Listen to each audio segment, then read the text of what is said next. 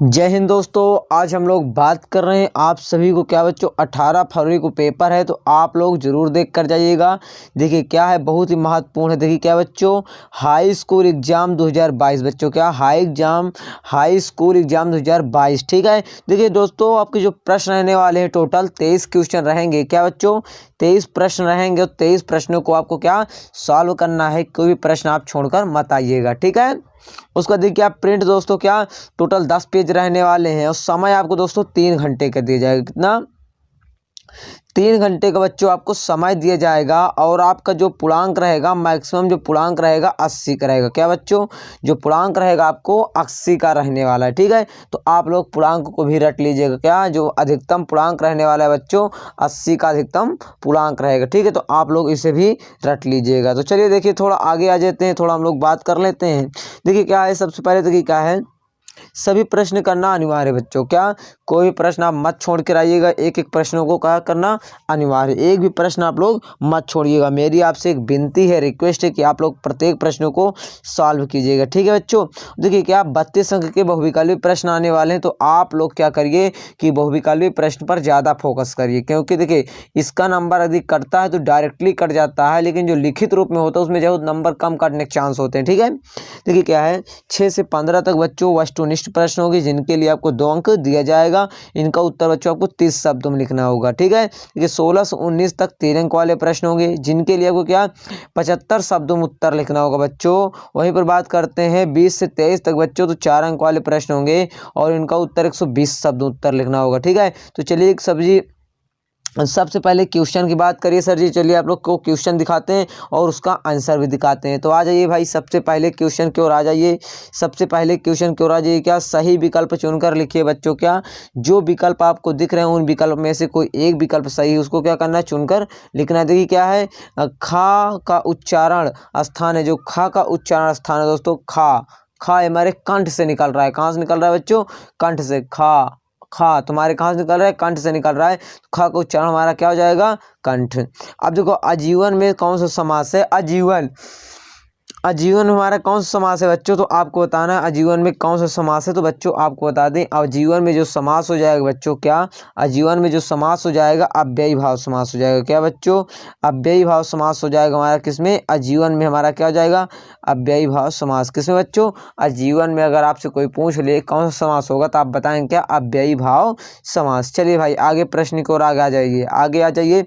चलिए आगे प्रश्नों को देख लीजिए। क्या अनुशासन में कौन सा उपन्यास है? क्या बच्चों? अनुशासन में कौन सा उपन्यास है, आपको बताना है। अनुशासन। क्या बच्चों? अनुशासन में कौन सा उपन्यास है? तो अनुशासन बच्चों क्या अनु आपका हो जाएगा प्रत्यय, उपसर्ग हो जाएगा। ठीक है। आपको उपसर्ग यहाँ पर बताना था। सूरदास जी के पद की भाषा है, जो सूरदास जी, सूरदास के पदों में कौन सी भाषा पाई जाती है? तो ब्रज भाषा होती है। कौन सी भाषा बच्चों? ब्रज भाषा होती है। किसमें बच्चों? सूरदास जी के पद की कौन सी भाषा है? उसको बोलते हैं ब्रज भाषा। तो ठीक है, यदि आपसे कोई प्रश्न कहे कि सूर की जो पद है उनमें किस प्रकार की भाषा का प्रयोग किया गया है, तो ब्रज भाषा का प्रयोग किया गया है। ठीक बच्चों। तो नेक्स्ट की बात कर लीजिए गुरुवर जी। तो नेक्स्ट की बात करिए क्या है, ई कब्जा। क्या ई कब्जा कौन थी भाई? ई कब्जा कौन थी भैया? ये कौन थी बच्चों? तो ये क्या थी? एक गोपी थी। क्या थी? एक गोपी थी। तो गोपी पर आप लोग क्या करिएगा? टिक कर लीजिएगा। क्या ई कब्जा हमारी क्या थी? एक गोपी थी। ठीक है बच्चों।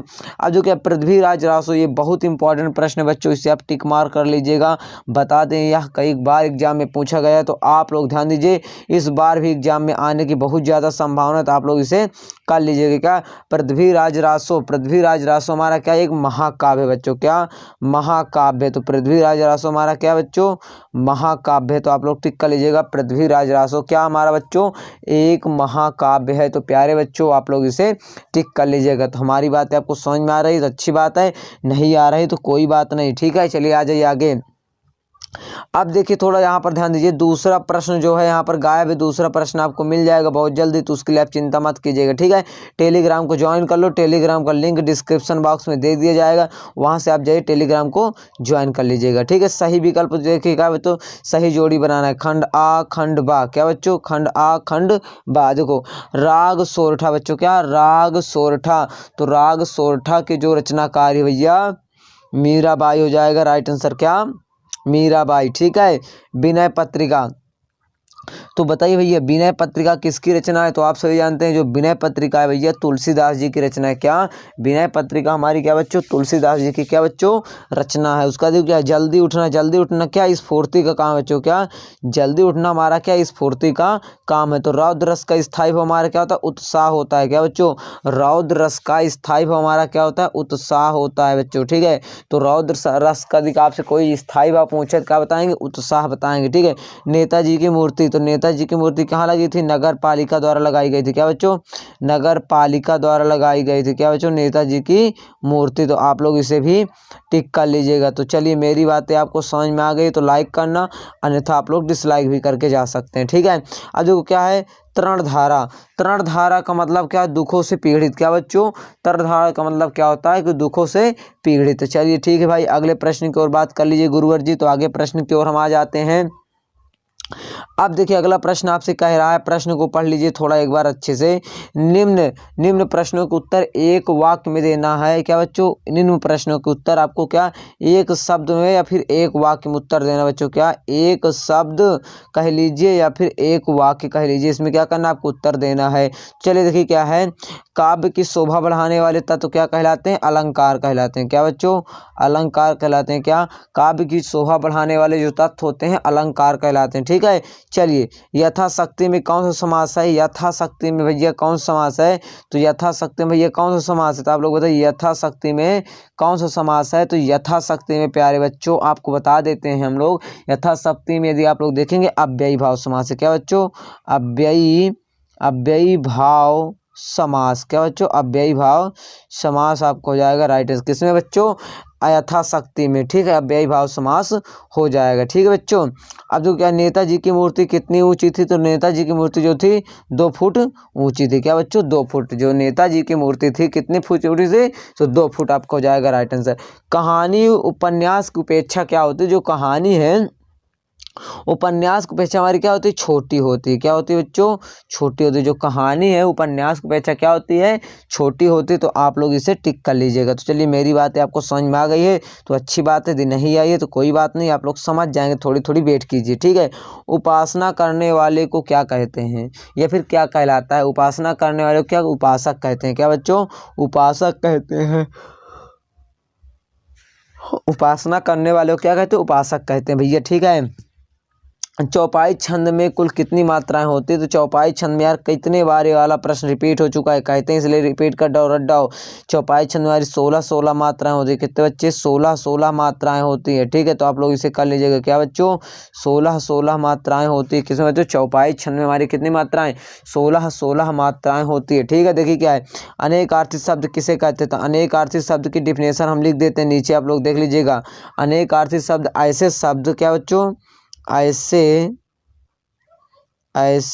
भैया क्या ऐसे ध्यान दीजिएगा ऐसे शब्द जिनके क्या बच्चों ऐसे शब्द जिनके अनेक अर्थ हो। क्या बच्चों जिनके अर्थ होते हैं। क्या बच्चों ऐसे शब्द जिनके अर्थ होते हैं। क्या बच्चों ऐसे शब्द जिनके अर्थ होते हैं उन्हें क्या अनेक अर्थी शब्द कहते हैं। आप लोग पढ़ लीजिए ऐसे शब्द जिनके अनेक क्या बच्चों ऐसे शब्द जिनके ना है यहाँ पर। ठीक है ऐसे शब्द जिनके अर्थ होते हैं उन्हें क्या कहते हैं अनेक अर्थी शब्द कहते हैं। चलिए भाई अगले प्रश्न की ओर आ जाइए। तो देखिए अगला प्रश्न आपसे कहता है सत्य और असत्य बताइए। क्या बच्चों ट्रू और फॉल्स जिसे बोलते हैं। क्या असत्य सत्य या फिर कह लीजिए सत्य असत्य। ठीक है तो देखिए सबसे पहले देखिए क्या है भोलानाथ का असली नाम तारानाथ था। क्या ये बात सही है। तो भोलानाथ का जो असली नाम था बच्चों तारकेश्वरनाथ था। क्या बच्चों तारकेश्वरनाथ था तो तारानाथ नहीं था। ठीक है तो ये वाला प्रश्न हमारा क्या हो जाएगा ये जो विकल्प दिया गया गलत हो जाएगा। ठीक है प्रयोगवाद के जनक अज्ञेय को माना जाता है। क्या ये बात सही है। तो बात तो सही है प्रयोगवाद का जो जनक है अज्ञेय जी को माना जाता है। राजा का धर्म है कि प्रजा को न सताए। हाँ ये बात भी हमारा क्या है सत्य है भैया। क्या राजा का धर्म होता है कि प्रजा को न सताए। प्राचीन भारत में स्त्रियां अत्यंत विदूषित थी। क्या ये बात सही है। हाँ ये बात सही है। जब पुराना समय चल रहा था तो जो स्त्रियां थी जो माताएं और बहनें थी वो क्या थी बहुत ही विदूषित थी। ठीक है तो आप लोग इसे कर लीजिएगा। सिद्धार्थ स्वस्थ है या विधिवाचक वाक्य। क्या ये बात सही है। हाँ, ये बात सही है बच्चों। और जो क्या निपात शब्दों का प्रयोग वाक्यों को अलग करने के लिए किया जाता है, ये बात बिल्कुल गलत है। जो निपात शब्द होते हैं वाक्यों को अलग करने के लिए प्रयोग नहीं किया जाता। तो अभिषेक, क्या बच्चों, अभिषेक नाम का एक लड़का है। अभिषेक बहुत ही अच्छा लड़का है, हर एक वीडियो में कमेंट करता है और जिसका जितना भी क्वेश्चन उसको आता रहता है सभी क्वेश्चन को कमेंट सेक्शन में लिख लिख कर प्रैक्टिस कर रहा है, वही लड़का टॉप करेगा। ठीक है, तो अभिषेक आप हमारे टेलीग्राम को ज्वाइन कर लीजिएगा। ठीक है, चलिए अगले प्रश्न की ओर आ जाइए सर जी। अगले प्रश्न की ओर आ जाते हैं। देखिए, भक्ति काल की 2 विशेषताएं लिखना है। तो भक्ति काल की 2 विशेषताएं आपको हम आज ही वीडियो प्रोवाइड करा चुके हैं, सभी काल की विशेषताएं। ठीक है, प्रयोगवाद की 2 विशेषताएं लिख लेना है।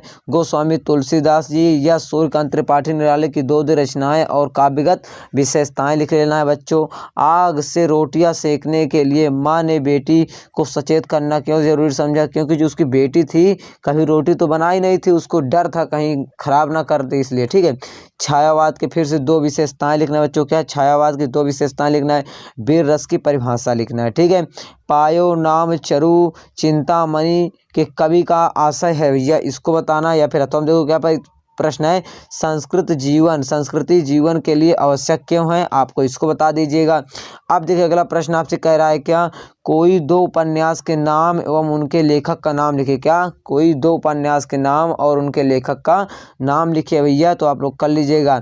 अब देखिए प्रगतिवाद के क्या प्रगतिवाद के कोई 2 कवियों के नाम और उनकी रचना लिखना है। लेखक स्वयं प्रकाश तथा लेखिका मुन्नी भंडारी, क्या बच्चों, की 2 भाषागत विशेषताएं लिखना है। द्विवेदी युग को विद्यार्थी जीवन में किन किन कठिनाइयों का सामना करना पड़ा, इस प्रश्न को भी आपको क्या कमेंट सेक्शन में बहुत ही प्रेम पूर्वक शानदार पूर्वक लिखना है। ठीक है बच्चों, आगे देखिए क्या है।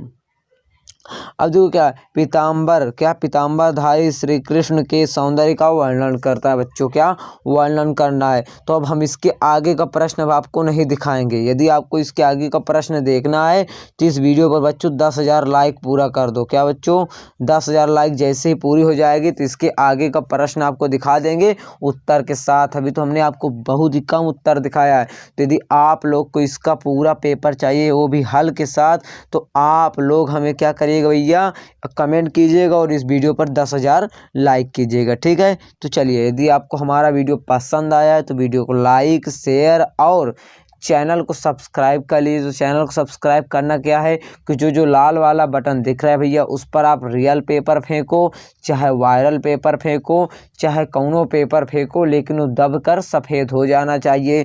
तो बच्चों और बेल आइकन को भी दबा दीजिएगा। तो बच्चों हम लोग मिलते हैं किसी नेक्स्ट वीडियो में, तब तक के लिए सभी को जय हिंद जय भारत।